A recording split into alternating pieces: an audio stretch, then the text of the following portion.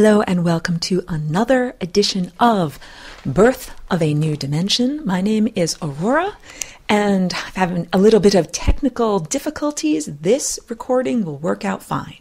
So I always introduce myself and give a little bit of backstory. I am a galactic walk-in, and I'm very pleased that you decided to tune in today and listen to one of my 1-hour broadcasts, because these are one of my opportunities that I have to affect humanity with the vibrations that I emanate.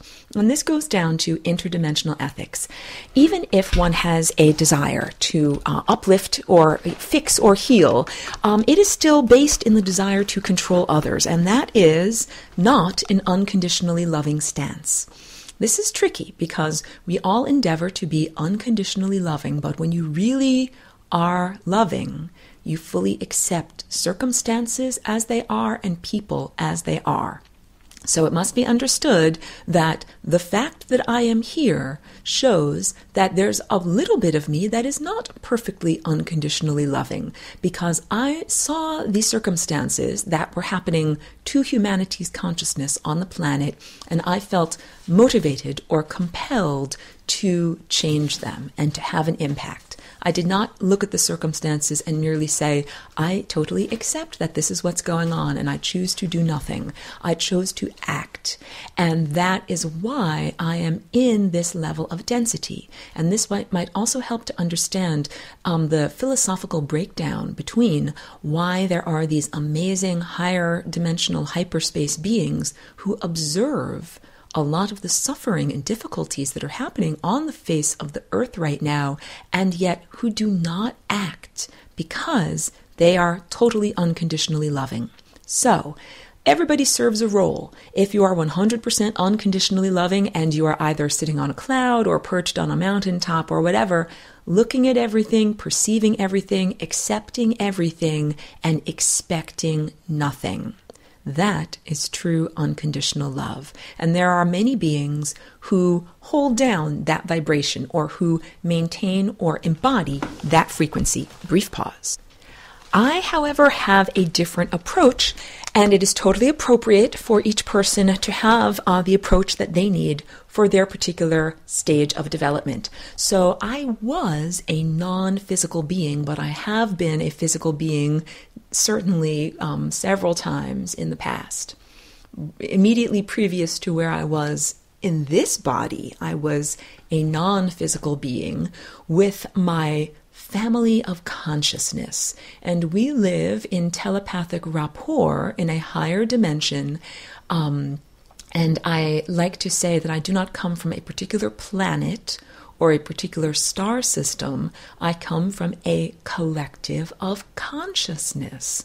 We are a traveling or floating group of beings, and we travel from star system to star system, learning and sharing and growing as like a giant moving art project. And the entire experience of humanity on Earth, like millions of years of what has gone on Earth, this is all just a pit stop. We are here having experiences and gaining emotional energy that will be the fuel for the continued journey of our consciousness. So to the cosmic timescale, millions or even hundreds of millions of years is really just a cosmic pit stop. And I also bring this up because this goes to lesson 20 of Lessons for Full Spectrum Humans, the future and beyond, what we are turning into and what we will be experiencing in the future.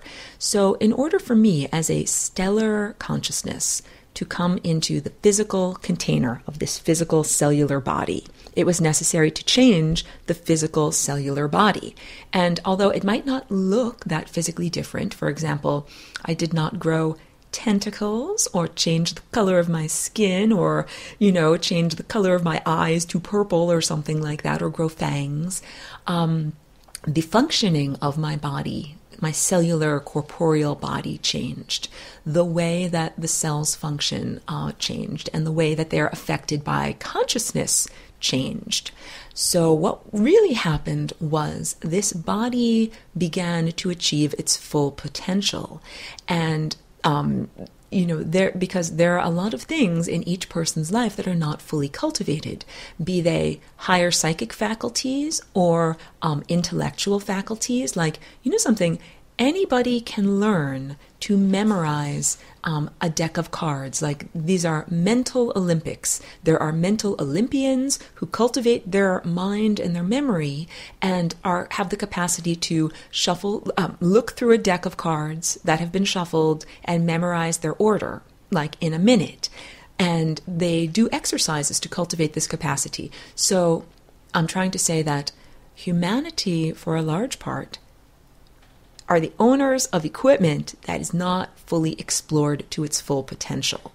And when I came into this body, I began cultivating it, or the body began to be cultivated to its full potential. So that means intellectually with the psychic faculties. And when I describe psychic faculties, these are all of the things that one does with one's third eye. Everything from ingesting sunlight as food, to seeing through time, to reading another person's mind or receiving information from another person's mind, like direct mind-to-mind transmission of information, to a great deal of the healing arts have to do with the third eye. That is because you need to be able to see the malady or area of imbalance that you are attempting to positively affect. One moment. So like in the case of healing, it is totally appropriate to wish to positively affect someone. If you are 100% unconditionally loving and you see someone, with like their jugular vein has been sliced open or an artery and blood is spurting everywhere, if you're truly unconditionally loving, you're like, yes, I see blood is flowing. That is happening. And you are not motivated at all to put a tourniquet or any kind of thing or stop it or heal it. So clearly, there is a benefit to being motivated to fix or change a situation. Not everybody is, but the people that are motivated in that way, this is a divine motivation. We all play our part. Some people are motivated to maintain total neutrality and be observers in unconditional love, and some people are motivated to improve the situation or raise the vibration, or bring back into alignment the things that were put out of alignment. So now we rewind and recognize that humanity has been out of alignment for, I would deem it, between 10 and 20,000 years. It's an event that happened roughly 12 or 15,000 years ago, but let us say it is a destruction of the sophisticated worldwide culture that was in existence on the surface of the planet, and a diminishing of the health, vitality, and access to higher psychic faculties of the inhabitants of the planet. And that, tragic set of events is really what is being rectified here, now, in this historical time period. So yes, here's the realizations. If you are new to this, the first realization is that yes, humans at the moment are not the most advanced that humans have ever been. Humanity used to be much more advanced and had a sophisticated worldwide culture. And, the Great Pyramids at Giza are not even the evidence of that sophisticated worldwide culture. The Great Pyramids at Giza were built after the destruction of what would be termed Atlantis, or the culture that I'm referring to, in order to begin to cultivate consciousness out of the depths and towards levels of sophistication again. So the pyramids were actually built after the destruction as tools for raising human consciousness. The pyramids, when they were functioning, were emitters of a high vibration energy, and the energy not only could be used to power like a tool, it also affected human consciousness. And it was designed to increase human consciousness. So now we're getting into interdimensional ethics. I am analogous to, or my function is analogous to the function of the Great Pyramid at Giza. I am a flying rainbow lasagna. So I am an interdimensional portal. I created or invented the shape called the Flying Rainbow Lasagna on October 8th of 2001 in order to come into this realm and to inhabit this body. And I did so because I was not purely unconditionally loving. I saw a situation that I felt was unfair, unjust, and needed to be rectified and healed. And so I reached into this dimension through the portal of the Flying Rainbow Lasagna and came to inhabit this body and have an impact here. And all of that is divine. All of that is, when I say divine, I would say the way that it is supposed to be, or according to the great scriptwriter. All of this is about a fight for free will, a fight for sovereignty. So I lost a couple of my recordings as I began this episode, and I know in one of them I mentioned that the hyperspace beings that I am connected to are advocates for free will, sovereignty, and self-determination. And that literally, if you interact with beings that are either corporeal or non-corporeal, that are not upholding those values, you're acting or you're embracing realities that are the limiting realities. And that I'm really here to make you aware of the unlimited realities. I'm not here to tell you what to do, to say, do this, don't do this, listen to me, I'm your authority figure, because this is all about breaking free of the concept of having to have an external authority figure. You do not have to have mommy, daddy, Jesus, or Obama, or a bunch of quote-unquote friendly space aliens tell you what to do. In fact, far from it. The desire of true friendly space aliens is to have each being connected to the source and empowered and cultivated in their consciousness to be able to create their own life and be an artist of their own reality. So I bring this up because there are a lot of things written about on the internet right now. One of them is about a program called Nesara, Nesara.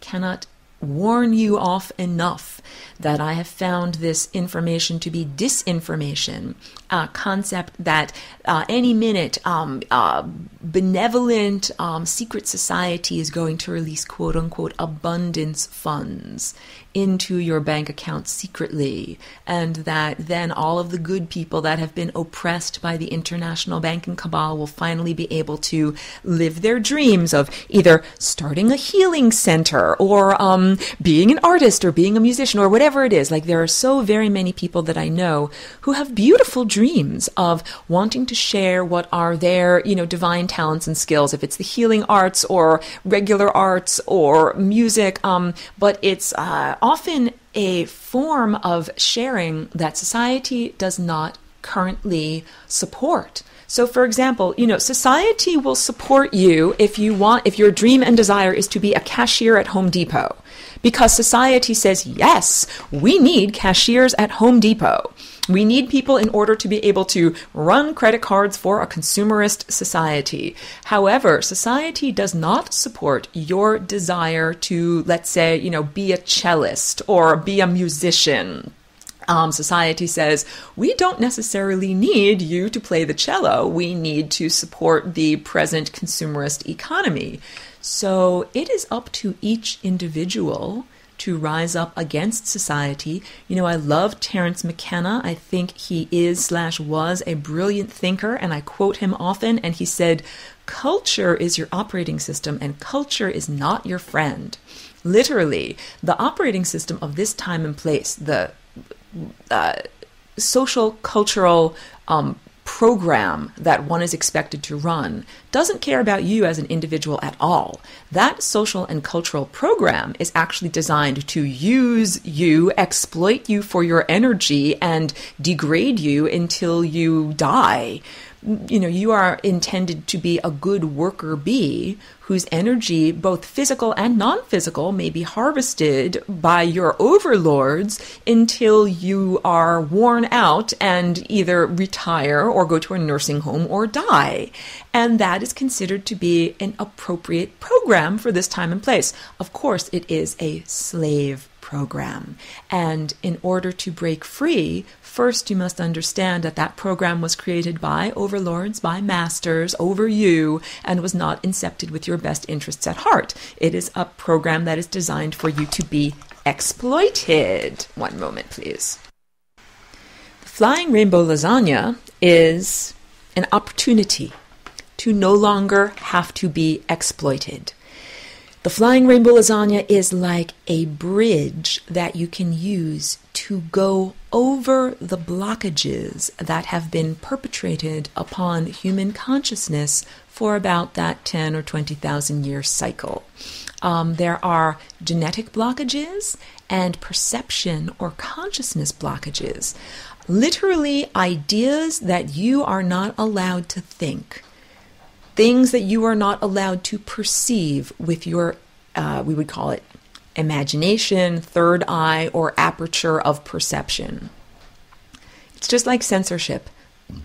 A person who is being censored is not aware of the information that they don't know. So all of humanity has been censored. In fact, Earth herself, the consciousness of the planet, has been in a quarantine since this bad thing happened in Atlantis, because humans here on the surface of Earth were implanted with this fear-generating mentality that really, when you are connected to the universe, you are an emanator of consciousness and an emanator of events. And if you become tainted, or if you have fear that is tinging all of the emanations that you are sending out, then you are creating events filled with fear in all sorts of far distant places. So in order to prevent that from happening, human consciousness was sequestered and limited in how far it could go and who you could interact with. I think that's all quite unfair, because it's kind of like saying you got a disease. It was unfair in the first place that you got a disease, and then you had to be quarantined while you worked out the symptoms of the disease. And to me, that's just not fair. So I think you can tell so far from this broadcast some basic personality characteristics in me that translate whether I'm wearing a human female body, or whether I'm wearing a crystalline body, or whether I'm made of pure light, or no matter what place I find myself in. I really, truly am offended by the unfairness of certain, of the setup of certain things, and I feel compelled to act. So I created the Flying Rainbow Lasagna, a hyperspace bypass, like Hitchhiker's Guide to the Galaxy, a way to end around, or get over, or get around any of these blockages that were perpetrated on human consciousness. So I came into a human body that had all of these blockages, and through adding another dimension, which is what the Flying Rainbow Lasagna does, I changed the non-physical energy body, which is also known as the aura or the light body, into the shape of the Flying Rainbow Lasagna, which could also be called a hypertorus, and also changed the genes to dance in a new vibration. So, you're listening to my voice, and my voice is a vibratory instrument. Literally, it can create tones, like musical tones, like ah, and it also is creating harmonics and emotional tones. And so, I was speaking a bit about interdimensional ethics and why things can or cannot be changed. One always must take responsibility for one's creation. So this is one of the major things. I also like to say, if you're in for a penny, you're in for a pound. If you're a hyperspace being and you decide to dip your little toe into the third dimension and have an impact, you've had an impact, and you can't pretend to be a neutral observer anymore, and you can't pretend that you're just watching this all and not being a part of it. You're now part of it. So this has everything to do with whether hyperspace or quote-unquote angelic beings choose to interact. You know, anytime if you have hyperspace guides, if they give you information, they are affecting reality. For example, if I tell you, whatever you do, don't have a ham sandwich tomorrow for lunch, I have affected your reality. And what if you don't go to the deli and you don't meet the partner of your dreams? Or what if you don't go to the deli and instead you go for a walk and you get struck by a car and you die? I have affected your reality. So there is a sense of the necessity of taking responsibility for one's emanations. Again, the good ones, the good ethical hyperspace beings that one wishes to associate with, take full responsibility for their emanations. And what that means is, let's say that my intention is to drive down the road, but I inadvertently squash a little squirrel. I wasn't aiming for it. I was aiming for the grocery store, and the squirrel intervened and got under my tires. I am still, however indirectly, responsible for that. I chose to go to the store, I chose to drive on that road, and my choices had a direct impact on that squirrel's life. We can talk different amounts about like responsibility, moral culpability, and intention. But when we talk about responsibility, it's much more neutral. It is about cause and effect, or what you send out. And if you hadn't chosen to drive on that road on that day, that squirrel would not have been affected by you. But we don't have to do it judgmentally, because we could say you were an avatar for something higher, that perhaps it was that squirrel's time to leave the planet and you were a tool to make that squirrel leave. So this goes into a lot here about how you navigate your daily moment-to-moment reality and moment-to-moment existence. I chose to come into this realm, and I have to take responsibility for all of the emanations that I send out. All of the words that I send out, and the paintings, and the teachings, and everything. If I hadn't come into this body, the world would be different than it is. And all of the things that I intend, that I send out, I intend for it to be about uplift and about sovereignty, like each person coming into their personal sovereignty. So, for example, I did not come here and say, I am your new God, please worship me. Please build a large, magnificent church in the shape of a flying rainbow lasagna and devote one day a week to, singing my praises. And I also have not said to you that you have to ask me for permission, like that I rule your life and that you have, I don't know, am I allowed to eat this? I should ask Flying Rainbow Lasagna for permission. Am I allowed to kiss this person? Am I allowed to drive my car here? Am I allowed to go here and do this? I should ask Flying Rainbow Lasagna for permission.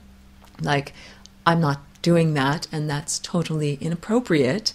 And I hope that I've presented it so that you can perceive the ridiculousness of that. However, that has been perpetrated on humanity. For a long time, humans have been told that it is appropriate for you to ask an external authority figure for permission to do all of the various things that you wish to do, whether it be marry someone or eat something or whatever. People are always asking, this quote-unquote God for permission. Brief pause, one moment. God does not want to be a slave owner. God wants to have God's beautiful children or emanations free and thriving and growing and learning about themselves. When you are not free, it is not possible to learn about yourself. I'm telling you all this and you're all in a slave situation. You've never had the opportunity to really learn. Imagine being in a relationship where everything that you say to your partner or spouse, they don't really hear. They hear it through like a level of censorship. And then what they hear, they then, process and respond to you, but you don't actually hear them. You hear, again, like maybe every third word has been deleted or certain aspects of it have been cut off entirely. This is the human experience, and your partner or your spouse is the divine consciousness of the universe. You could see it personified in the sun, or you could think of it as Christ consciousness, a galactic entity that is so large that each of the stars is one of its tiny neurons. The point that I'm making is that there has been an area of perturbation or a disturbance in the field between you as experiencer and receiver and the source, and the experience of reality around you has been distorted.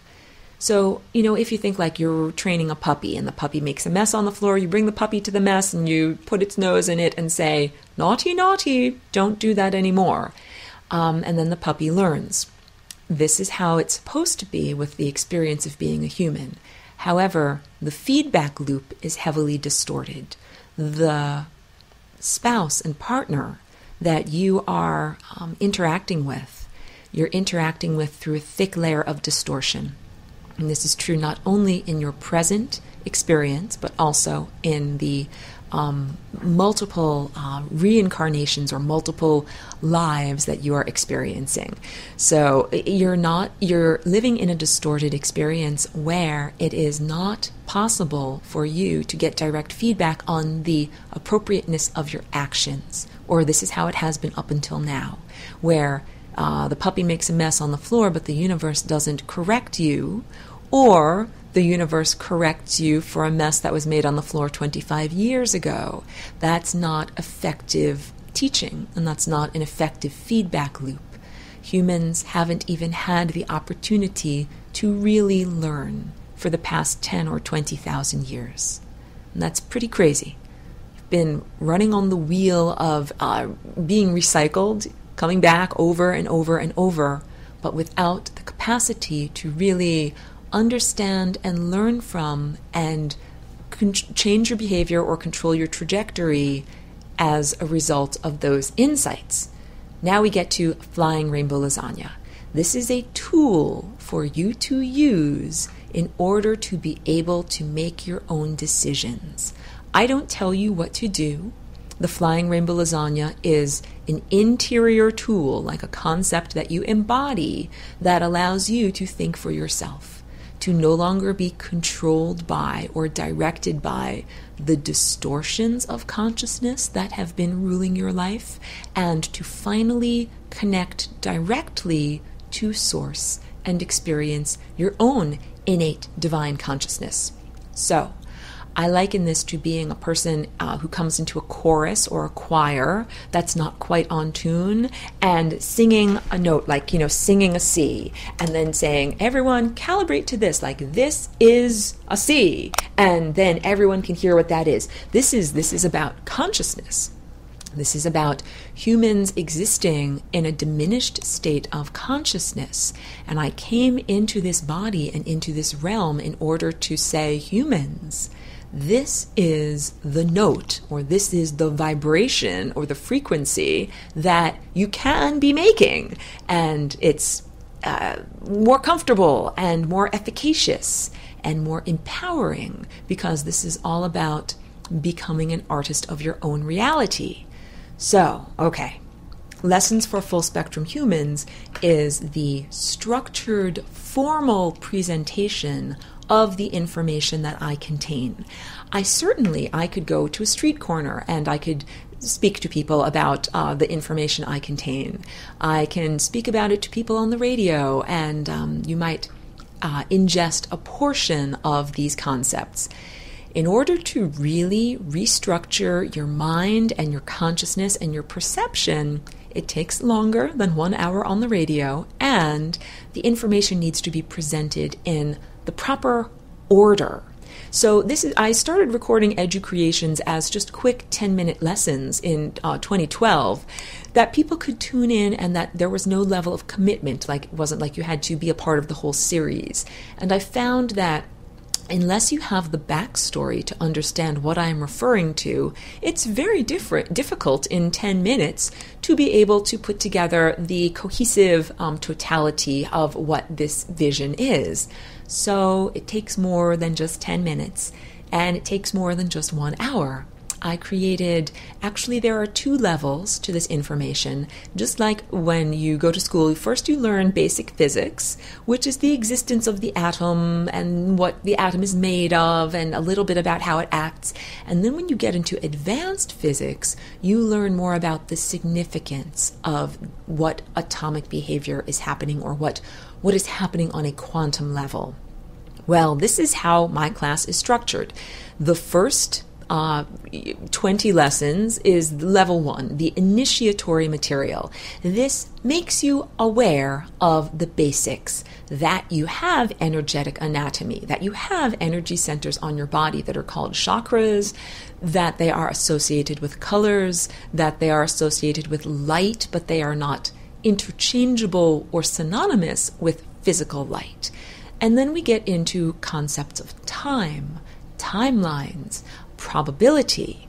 It requires yoga of the perception, stretching and expanding what you perceive and what you can imagine in order to be able to eventually, by the end of the class, encompass the idea of the flying rainbow lasagna, which is a new idea. So when I invented the flying rainbow lasagna, I could have kept it as proprietary information. It was my choice. I could have said, I made this, it's mine, I'm going to keep it as a secret, I'm going to use it to do what I wish to do and not share it with anyone. Clearly, I did not choose to do that. I did not choose to keep my recipe for lasagna, quote unquote, a secret. In fact, I call it Ubuntu, just like the Ubuntu free open source software platform.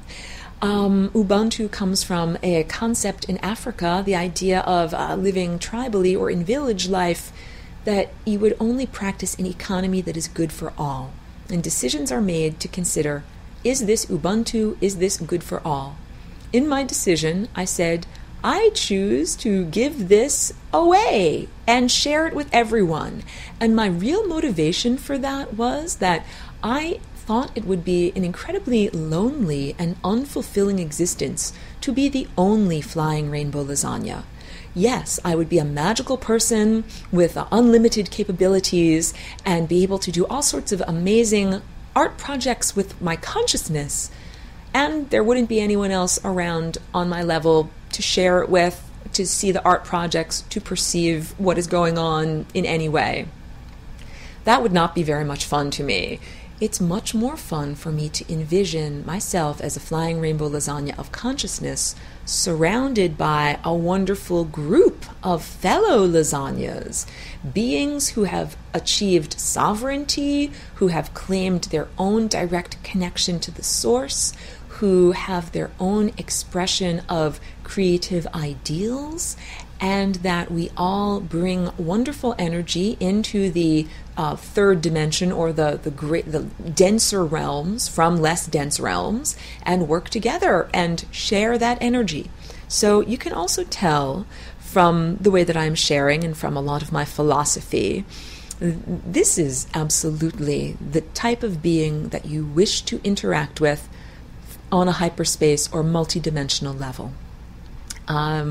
If you meet a being on a hyperspace level who is acting from the idea of there's a limited amount of resources, quid pro quo, I'll only work for you if you'll only work for me, that level of lack of generosity and total focus on serving oneself is not the type of hyperspace being you would wish to interact with. So you can see, if we use yoga of the perception, we would say that I find that it is beneficial to myself to share the information of the flying rainbow lasagna freely with others, because then I will have a community of lasagnas to, be surrounded with and be happy with. It's like if you're a vegetarian or a vegan, like you're so happy when you find a, vegetarian restaurant and other people who are like you. Well, I am finding, so I came into this body in 2001, if you're new to my story, so I've been here for about 13 years, and boy, oh boy, when I first came here, there were not a lot of humans that I met that I felt I could interact with on the levels of consciousness that I desired. And it has been a long time, but now I see humans have raised their consciousness. More humans not only understand that they are artists of their reality, not mere victims, that they are victims of their fate or victims of their genes or, any of those things, the idea that you're not in control and someone else is forcing you to experience what you're experiencing, but even a shift of values away from consumerism and even objective materialism, and towards valuing what is spiritual, what is experienced, what is non-physical, what cannot necessarily be packaged in a box and labeled and sold to someone else.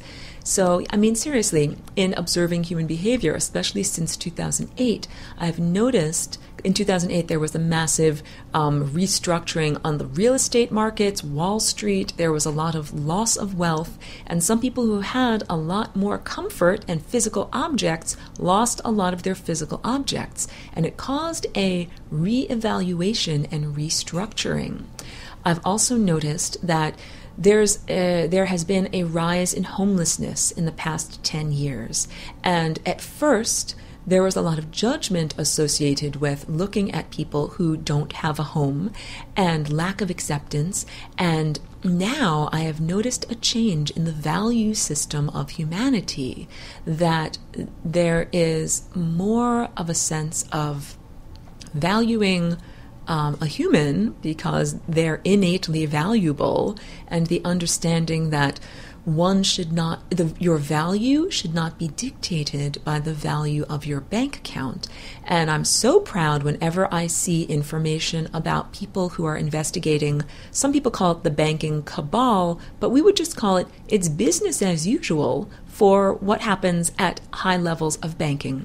That basically banks are the overlords for countries. Countries are indebted or enslaved through debt to banks, and then of course you as an individual become indebted and enslaved to your own masters. The car payments, the mortgage payments, the insurance payments, the health insurance payments, all of these are you as a human serving your non-physical overlord. And even understanding that money has been used as a tool for energy harvesting. Money has been used as a tool for consciousness limitation.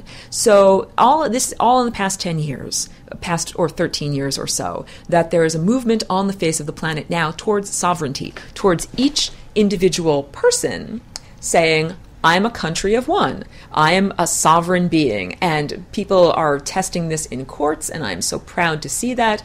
And people are rejecting the basic premise of having an external authority figure. So all of that shows that the flying rainbow lasagna is doing its work. So, okay, the flying rainbow lasagna, you could envision like, a spinning gyroscope, that even if you are not consciously aware of it, and even if a person lives in a very isolated place and has never heard a radio broadcast or seen a picture of the flying rainbow lasagna, that consciousness of that person can still be affected positively by the spinning lasagna. It is here in this realm, it is spinning, and it is emanating. And the way that it can positively affect people at a distance, even if they haven't physically experienced it, is that it allows people to unlock their genes.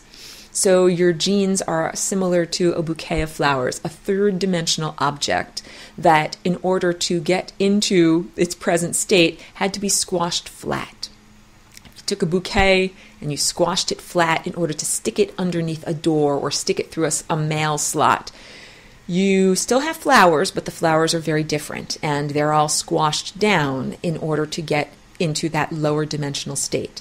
This is exactly what has happened to your genes.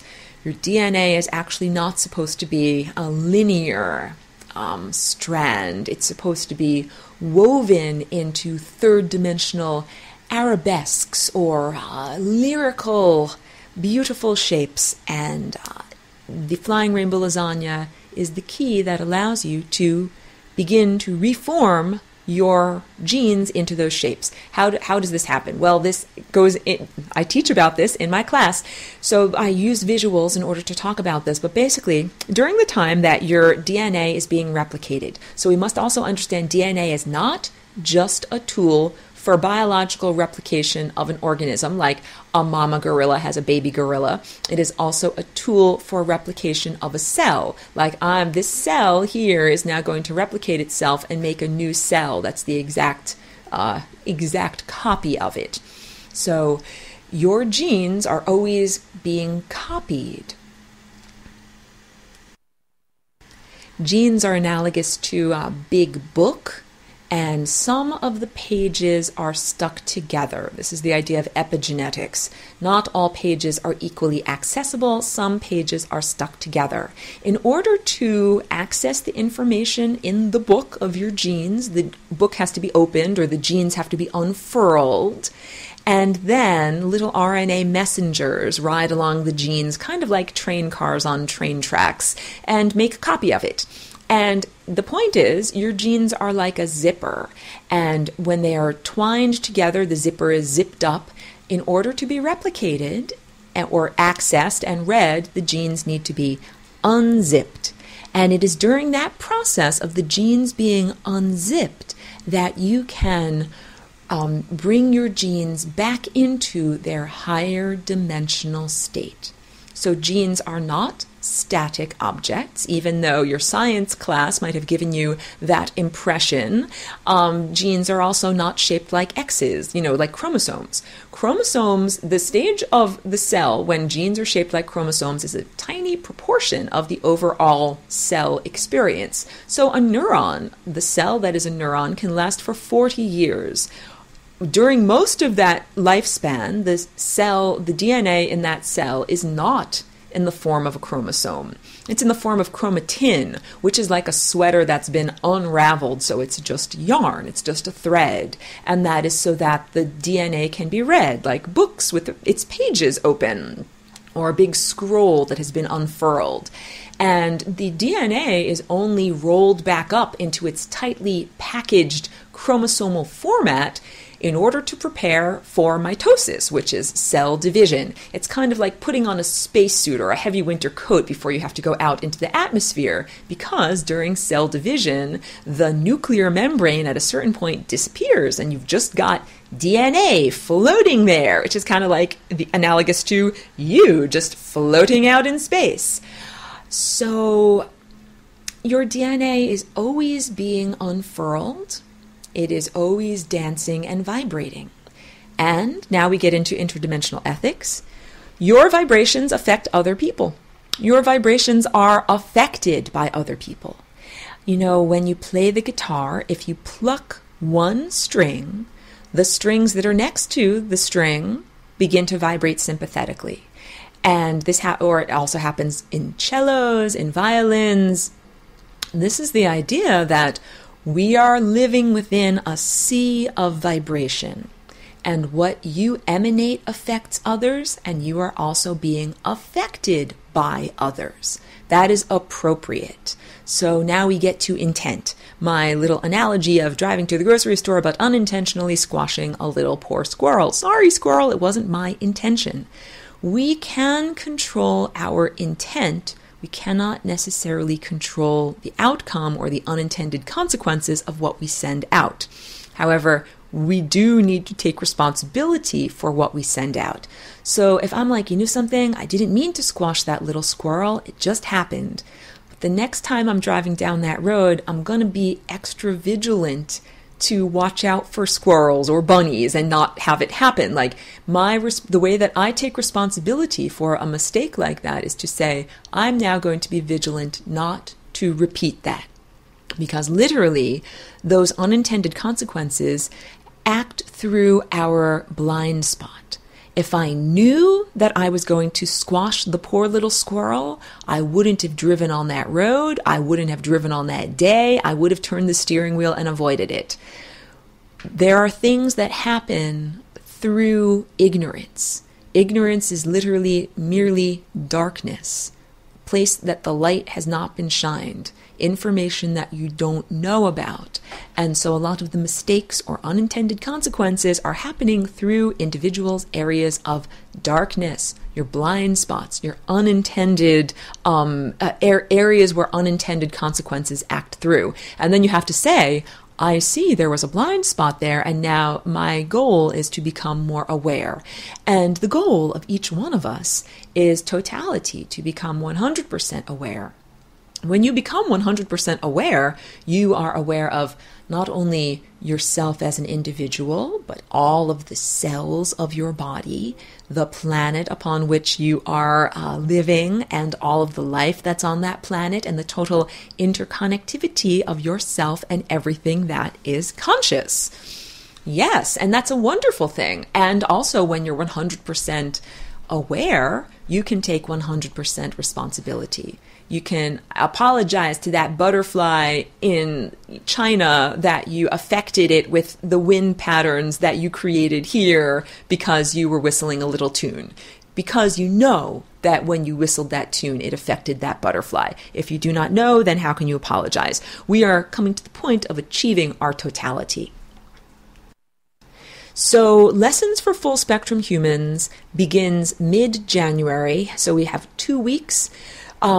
Class is still being prepared. Level 1 is the initiatory level. And for students who have already been in level 1, you are invited to enroll in level 2. This is the advanced level. It gives more information about how to utilize the basic information of level 1. So for example, in level 1, I teach you about what the flying rainbow lasagna is and how changing your genes into a flying rainbow lasagna shape has a huge impact and has a positive change.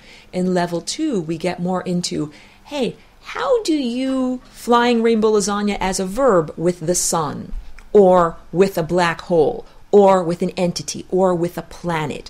We begin to use these tools and use these concepts to actually create reality. So, of course, in level 1, we do a lot with unconditional love and cultivating that tone so that when we begin to create, we are creating from a place of unconditional love. One of the most powerful aspects of Lessons for Full Spectrum Humans is Lesson 18.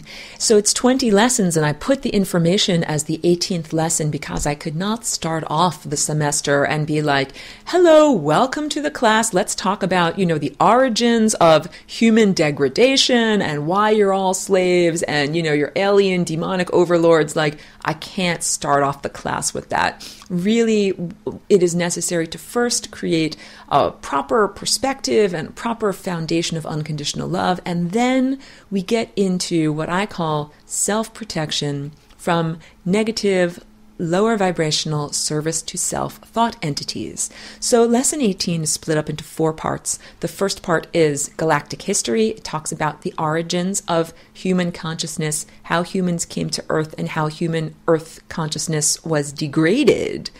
And then it gets into the present, what's wrong with human culture right now, and what I call the economy of hell, or the way that lower vibrational service to self entities steal energy or feed off of beings that are corporeal beings. Much like a virus or a corporation, these lower vibrational entities do not have their own body, so they require resources from someone who does have a body. And I bring this up because, of all of the things that I present to students, this particular lesson, people have gotten back to me and said that it was life-changing, life-saving even. One particular woman was really being negatively impacted or attacked by these consciousness entities, not only psychic attack, but also people in her life who were not a good influence for her and who were not reflecting back all of the goodness that she sent out. They reflected it back to her in a very distorted and negative way.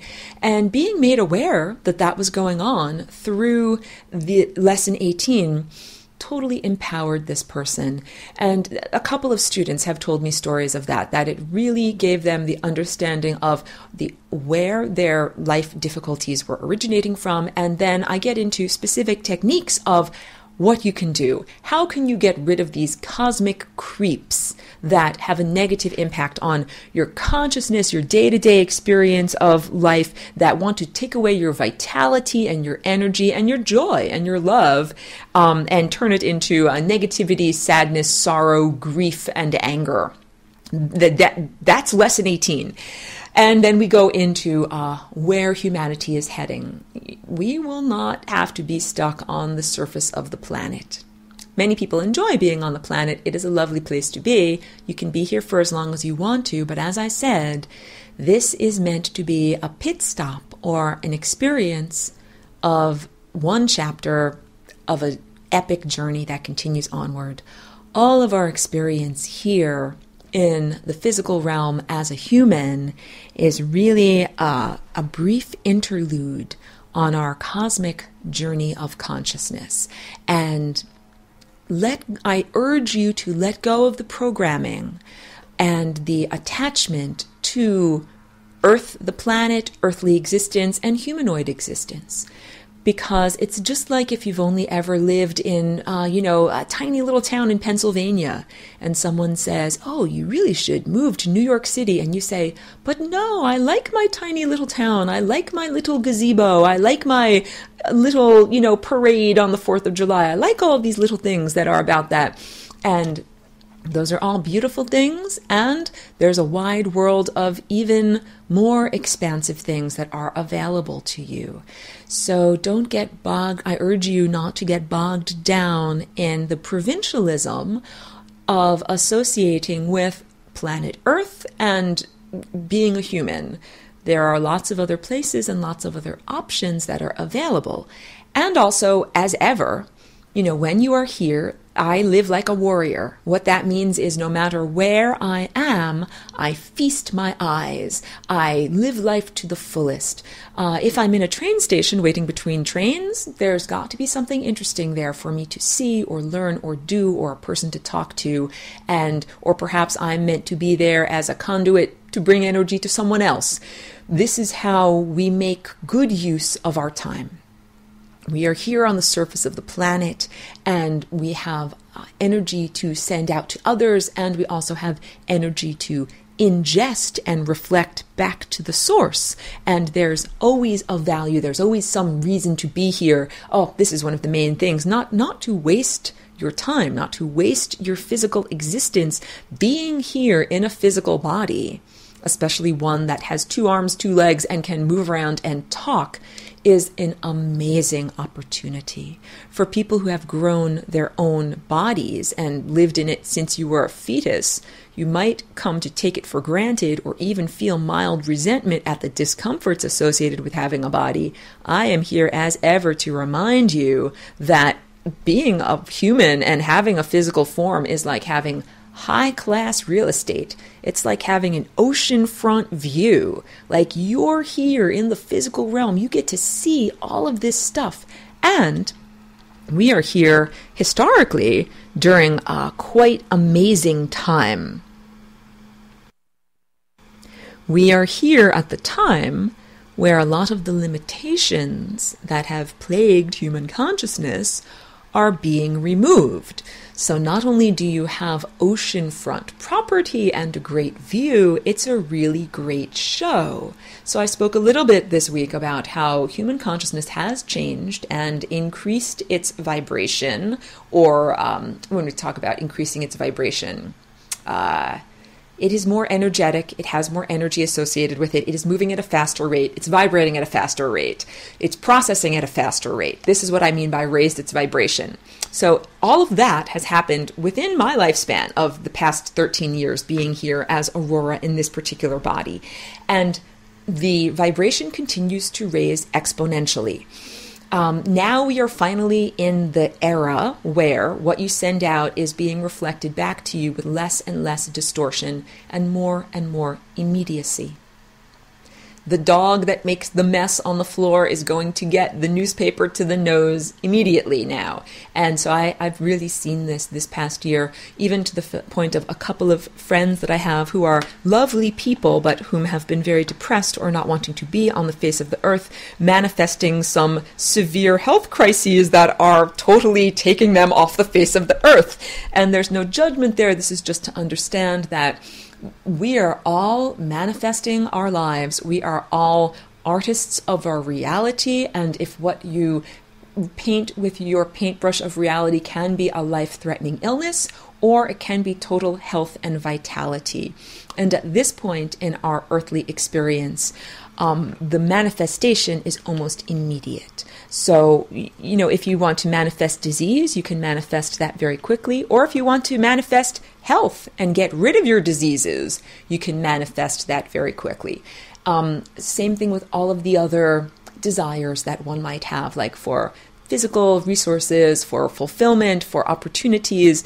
All of those things can come much more quickly and in an unfettered way. And this is how you actually start to learn. You say, hey, when I sit in meditation and I do this and I send this out, I then have this experience in daily waking reality. This is the feedback loop of the universe, and this is how it's supposed to be. So, just going over this one more time, go to the link that's in the UCY TV Connection to Birth of a New Dimension Facebook page. You will see the link to the registration page, flyingrainbowlasagna.com/online course. There you can read the full course description. You can see sample videos. You can read all about my philosophy of energy exchange and formally enroll and pay tuition. If you pay tuition once, and let's say life gets away from you, can't continue past lesson 6, that's okay. You can always come back another semester. In fact, I carry this right of return for all students, and so every semester I have some people who are totally new to the information and some people who have exposed themselves to it slightly in the past, but they needed time to digest and process. So what I'm trying to say is that this way of learning is meant to accommodate your particular consciousness and your particular rate of being able to learn and grow and ingest things comfortably, so you can always come back and do things at your own pace. Please join the class. It is always satisfying to me. Look, I know about all of this information. I can sit on my own and just know it. The thing that is most satisfying to me is when I put this information into a format that can then be shared with others, and then others reflect that back to me and say, I now understand what the Flying Rainbow Lasagna is. To me, that is food. Having an idea, sending out the idea, and then having the idea reflected back to me. So I hope that you will be a part of this beautiful feedback circuit of the universe. I hope that you will join Lessons for Full Spectrum Humans. It's recorded lessons and then a weekly interactive webinar on video conference. flyingrainbowlasagna.com/online course to find out all of the details. Thank you so much for taking the time to tune in and be bathed in these sound vibrations and raise your own personal vibration. Please tune in next week. Thank you so much.